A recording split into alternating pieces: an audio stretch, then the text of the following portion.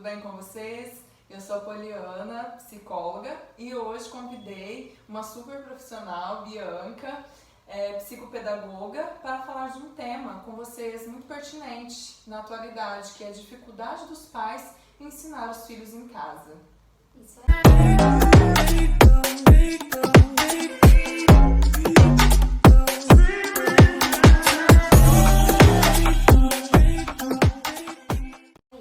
Tudo bem com vocês? Um prazer estar aqui, muito obrigada.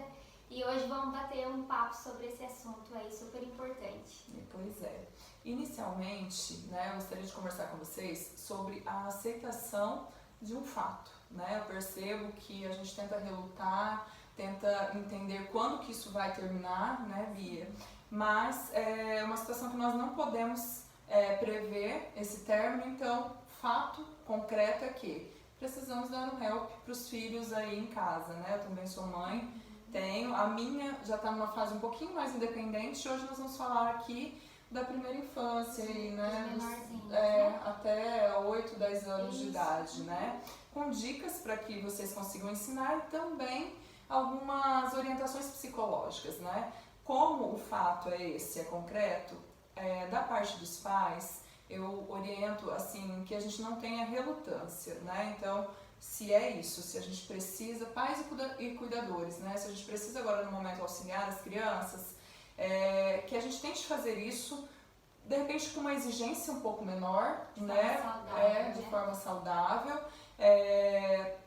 e levando em consideração também a dificuldade da criança, Nós não precisamos ser experts, porque até os pais que são professores, no momento de estar auxiliando os filhos, são só pais. Então, diminuir um pouquinho a nossa exigência enquanto pai, mãe, cuidador, e tentar manter o hábito do estudo, que eu acho que é o mais importante, que a gente não deixe que as crianças pensem que elas estão em férias, que tenha esse hábito contínuo, mas que não com tanta exigência, até mesmo porque é importante a gente ter empatia.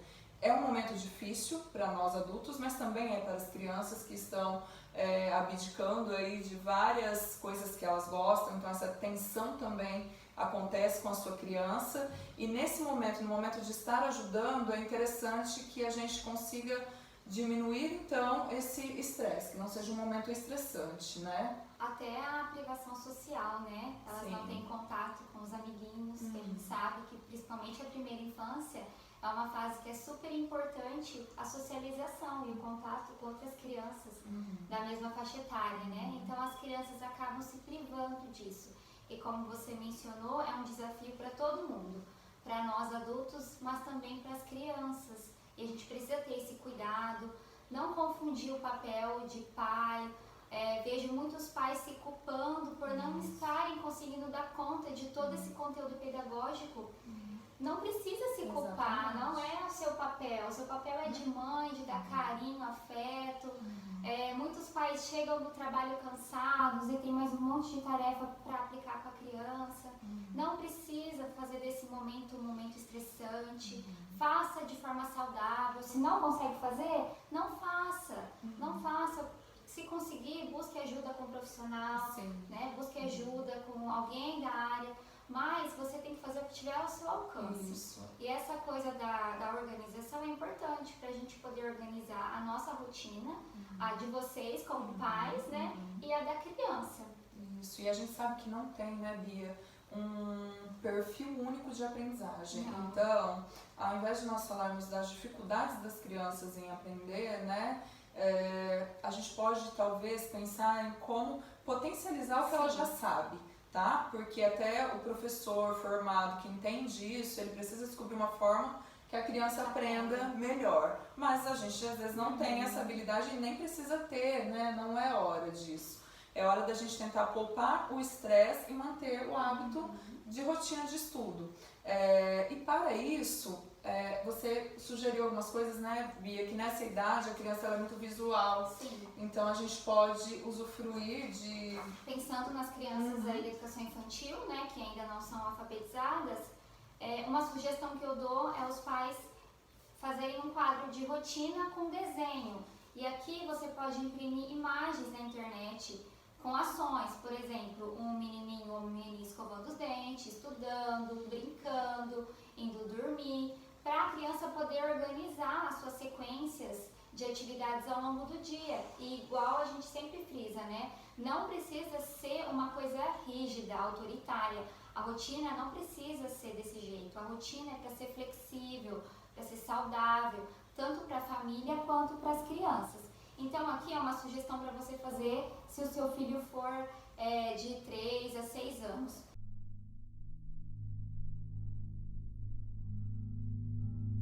Já for alfabetizado, eu trouxe outras 2 sugestões, que é você utilizar post-it, ó. Em cada post-it eu coloquei uma atividade que a criança tem que fazer ao longo da semana. Não precisa de muito, né, gente? Eu usei uma sulfite, uma canetinha para escrever os dias e os post-its, que com certeza você tem em casa, né, que os filhos utilizam. E é uma forma da criança se sentir segura, se organizar diante desse leque de atividades, né? Porque vejo muitos pais que querem a todo momento ocupar a criança de alguma coisa. Então, meu filho tem que estar fazendo alguma coisa, ele não pode ficar com o tempo ósseo. E é importante a gente frisar que o tempo ósseo é importante. É a partir do tempo ósseo que a criança vai desenvolver a imaginação, a criatividade, o pensamento. Então, a gente precisa respeitar esse tempo importante da criança, que ela tenha as coisas na rotina que ela tem que fazer. Por exemplo, ela tem que ajudar na organização da casa, ela tem que fazer tarefa, ela tem que brincar, você deixa um tempo para ela assistir TV, mas é importante também ela ter um tempo para não fazer nada, para ela escolher o que ela quiser fazer do interesse dela, de forma saudável. Um hobby, né? Um lazer, alguma coisa assim, né? A rotina, ela é tão importante para os estudos quanto para as outras atividades, né? Sim, essas atividades extracurriculares. Tem muita criança que tem dificuldade em tomar banho, por exemplo, super normal, né, na educação infantil. Então, quando a gente traz esse quadro com imagens visuais, faça com que a criança entenda e aos poucos ela internalize a importância disso. E às vezes, pessoal, não vai acontecer do dia para a noite também da criança entender. São hábitos. É todo dia você mostrar aquilo para a criança, da importância dela fazer aquela atividade, da importância dela seguir a rotina. E é importante também você ser o exemplo para o seu filho. Exatamente. Se você impõe que seu filho faça uma rotina, você também precisa fazer a sua. Então, que tal você organizar um momento, vamos pensar num domingo à noite, sentar todo mundo da família e fazer a rotina junto. Cada um com o modelo que mais se adapta. A mãe às vezes vai querer uma agenda. Então pega lá a sua agenda e escreve a rotina da semana. O filho maior, ele vai poder pegar um quadro assim, que ele já é alfabetizado. Tudo bem. Eu tenho um filho de 3 anos, então você pode fazer o grandão e imprimir as imagens para ele colando. Ele vai adorar participar desse processo de elaboração da rotina. Ele vai se sentir encorajado a fazer e a seguir o que está. É importante, ninguém melhor que pai, mãe, cuidador para saber qual o horário que meu filho fica mais tranquilo e que eu posso encaixar então esse horário de atividade. Porque às vezes o pai quer impor já uma rotina pronta para a criança. Por exemplo, meu filho vai fazer tarefa logo depois do almoço. Às vezes não é um horário legal para a criança fazer a tarefa, às vezes ela está com sono. Às vezes ela está cansada, ela está com outro interesse, então a gente precisa escutar a criança, dar essa voz ativa para ela poder escolher. Eu quero fazer tarefa antes do almoço. Tudo bem, o objetivo é que ela faça, que ela cumpra aquela tarefa, independente do momento. Porque a criança é igual nós adultos, tem momentos, eu, Bianca, tem momentos que eu rendo mais no meu dia do que em outros. Acredito que com você também. E com as crianças também vai ser assim, não vai ser diferente. Então a gente precisa respeitar esse momento da criança. E a gente pode fazer testes com as crianças menores. Meu filho tem 5 anos, eu percebi que de manhã ele fica muito disperso, tem muita energia, não consegue se concentrar para fazer tarefa. Então vamos tentar um outro momento. Que tal 5 horas, 6 horas, um outro momento que você perceba que ela já esteja mais calma, que já gastou todas as energias e está mais calminha, está mais concentrada. Aí pode ser o momento de você inserir a atividade escolar. Depois de um banho, de repente, né? E nesse momento é legal que a gente esteja realmente, olha, não posso querer cobrar que meu filho estude as 4 ou 5 horas talvez que ele estudaria na escola, porque falando de casa, né, já é conforto, não é um ambiente de escola, então às vezes eu não vou conseguir ficar concentrada a quantidade de tempo aí exato, mas no tempo que eu estiver, que eu me coloco ali à disposição do meu filho, que eu realmente fique ali, né, que eu não divida essa atenção talvez com o celular ou com outras atividades que eu esteja fazendo, né? Isso é uma coisa importante também, da gente escolher um local adequado para a criança estudar, que não tenha muitas distrações, porque a gente sabe que as crianças se distraem facilmente. Então, se você tem um lugar na sua casa, um quartinho onde tem uma mesinha, algo também confortável, né, que a criança possa estudar, seria interessante. Sem muitos estímulos. Sem muitos estímulos. Eu sei que às vezes tem famílias que não têm um espaço próprio para isso. Tudo bem, mas a gente precisa respeitar o momento da criança de estudo. Ah, eu só tenho a mesa da cozinha. Não tem problema, mas combina com a família que aquele horário vai ser o horário do fulano estudar. Então não é para ninguém ficar entrando naquele ambiente, para ficar fazendo barulho. Nossa, tá? Elas são muito esponjas, né? Elas absorvem tudo, a energia, ou a rotina, o contexto do ambiente. Então, isso que a Bia falou é muito importante realmente, porque se nós estamos estressados, se a gente combina algo com eles e a gente não cumpre, né? Assim, amanhã eu vou estudar com você, meio-dia, tá, filho? Ok, deu meio-dia, não, mas a mãe precisa fazer outra coisa agora, não vou fazer com você, então eu dou brecha para que meu filho também não tenha comprometimento. É muito importante, eu sempre falo, gente, exemplo, né? Prometeu, tem que cumprir, para o bem ou para o mal. Se eu prometi que se você não tomar banho, você vai ficar sem o seu celular, eu preciso ter noção de que eu vou tirar o seu celular se você não tomar banho. Exatamente. Ao mesmo tempo, se eu prometi que meio-dia eu vou estudar com você, não interessa, a não ser que seja um acidente muito grande, muito justificável, né? Mas se não, eu preciso estar ali me comprometendo. E isso faz com que a criança também aprenda a se comprometer, né? E aí a gente está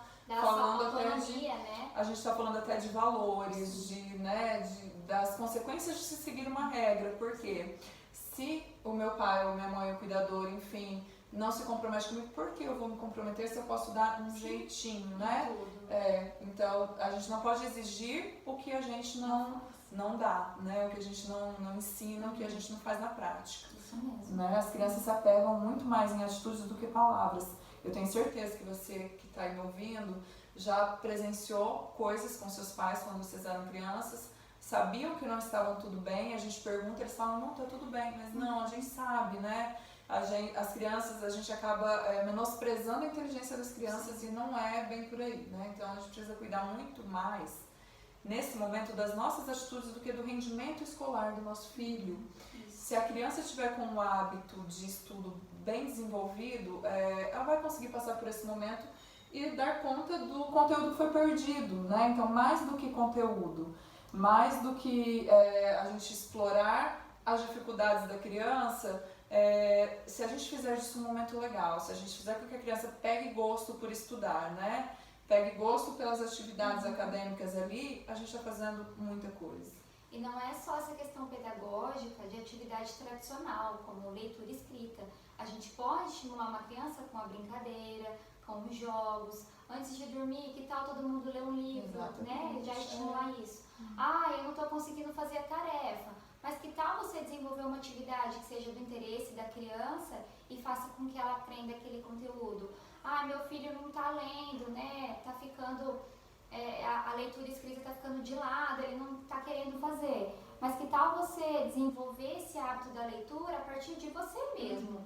Você começar a ler algo, colocar na sua rotina familiar um momento de família onde que todos tenham que ler, que seja uma página por dia. E leitura é um hábito. Livros né? pequenos, historinhas Gibi, gostosas, né? História em quadrinhos, eles adoram. Coisas que sejam do interesse. Meu filho gosta de Patrulha Canina, um exemplo, veio aqui na cabeça. Então procure alguma coisa que seja relacionada a essa temática, para engajar ele nessa atividade.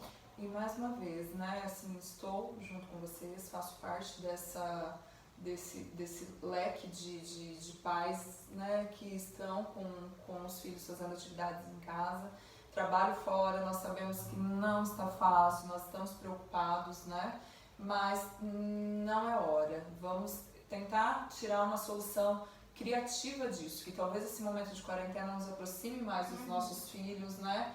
Que a gente exalte o que eles sabem fazer de bom, que a gente exalte neles a criatividade e a curiosidade por conhecer. Eu acredito mais os filhos, né? Eu acho que se a gente fizer isso, a gente já está contribuindo para que quando eles voltem, né, nas atividades, eles deem conta de recuperar um pouquinho o tempo perdido. Com certeza, né? Com certeza. E eu também, né? Se vocês precisarem de alguma coisa, eu fico à disposição. Muitos pais estão me procurando, eu oriento por WhatsApp mesmo. Cada Olha, mãe, situação, faz assim, né, cada família é única. única, então não tem como a gente padronizar.